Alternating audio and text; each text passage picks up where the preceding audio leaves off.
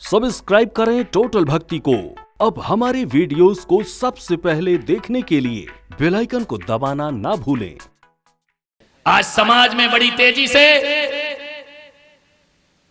नशे का शैतान आ रहा है, ध्यान रखिए। नशे का राक्षस अपने पंजे फैलाए हुए खड़ा है।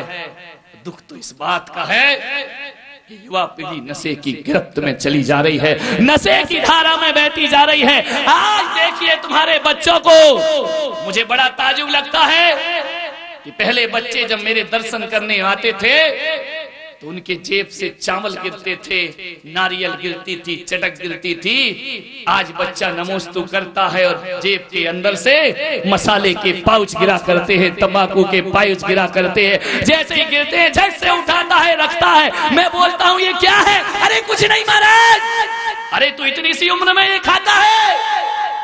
मालूम है क्या बहाना बनाता है?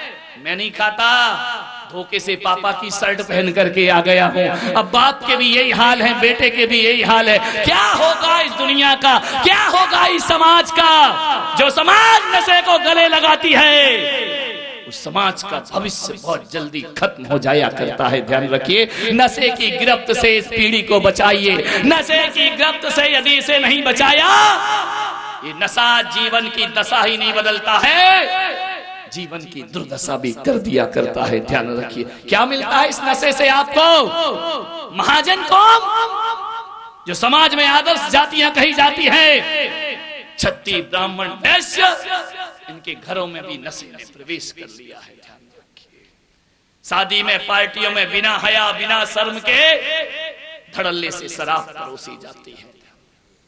आदमी सोचता है कि हमारी बारात का, हमारी शादी का स्टेटस ये बन गया है कि महंगी से महंगी शराब परोसी जाना चाहिए। पहले शराब अपमान थी, अब ना जाने कैसे तथाकथित लोगों ने इस शराब को सभ्य समाज का अंग बना दिया है। वो पार्टी ही पार्टी नहीं होती है जिसमें शराब ना हो, जिसमें बियर ना हो, जिसमें अंग्रेजी शराब ना परोसी जाए। वो सोचते हैं कि हमारा लो स्टेटस हो गया। ध्यान रखिए, शराबों से भारत की संस्कृति जीवित नहीं रह सकती है। मान्यवर, धड़ल्ले से शराब बिक रही है इस देश में। मुझे माफ करना, मैं आज जो बात आपसे कह रहा हूं, एक तरफ तो सरकार कानून बनाती है कि कोई शराबी यदि शराब पीकर बहकता हुआ दिख जाए उसे पकड़ के थाने में बंद कर देना चाहिए, कानून बनाया गया है। ध्यान रखिए, मुझे समझ नहीं आता कैसा हमारे देश का कानून है कि शराब पीकर कोई बहकता है तो उसे कहा कि जेल में बंद कर दिया जाए। एक तरफ सरकार कहती है कि शराबी को सड़कों पे नहीं घूमना चाहिए और दूसरी तरफ यही सरकार शराब के धड़ल्ले से लाइसेंस भी दिया करती है और दुकान भी खुलाया करती है। गांव गांव गलियारे गलियारे में शराब की दुकान मिल जाएगी। अब चाहती क्या है ये सरकार? एक तरफ लाइसेंस देती है, दूसरी तरफ शराब पर पाबंदी की बात करती है। अब जब धड़ल्ले से लाइसेंस देकर के शराब की दुकानें खुलवाओगे, शराब के ठेके दोगे, तो बताओ मेरे भाई, पीने वाले लेके पिएंगे नहीं तो क्या उसे नाली में बहाने के लिए खरीदेंगे? विचार करना है आपको। मैं क्या करूं, अकेली सरकार भी दोषी नहीं होती है। पीने वालों की जमात लगी हुई है इस धरती पर, पीने वालों की होड़ लगी हुई है। शराब ऐसा फैशन बन रही है, गरीब झोपड़े के बाहर खुलेआम पीता है और अमीरों के घर में कोठियां बंद होकर के शराब पी जाती हैं। अच्छे अच्छे इज्जतदार लोगों के घर में शराब आ गई है। आज की समाज दोहरा जीवन जी रही है, आज की समाज दोहरा जीवन जी रही है। मंदिर में पानी छान कर और बाहर शराब पी रही है। आज की समाज दोहरा जीवन जी रही। ध्यान रखिए, एक तरफ तो पानी छानने की बात होती है, एक तरफ तो धर्म की बड़ी गहरी गहरी बातें करते हैं, दूसरी तरफ शराब के शौकीन भी हुआ करते हैं। मान्यवर, बड़ी तेजी से शराब फैल रही है पूरे देश में। रजनीगंधा, पान पराग और क्या होता है वो तुम तो मेरे से पूछ रहे जैसे मैं खाता हूं।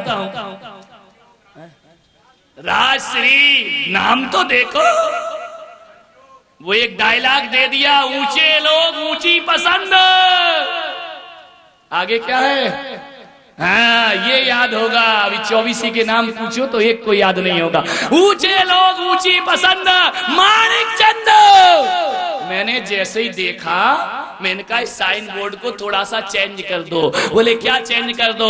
मैंने कहा ये मत बोलो ऊंचे लोग ऊंची पसंद माणिक चंद, ये बोलो ऊंचे लोग ऊंची पसंद मूरख चंद। काय का माणिक चंद भाई? विचार करिए, मूरख चंद है वो। जहर खा रहा है, पाउच में लिखा है तंबाकू खाना स्वास्थ्य के लिए हानिकारक है, तंबाकू से कैंसर होता है, मसाला खाना हानिकारक है, सिगरेट पीना हानिकारक है। उसके बाद भी आदमी पी रहा है और खा रहा है।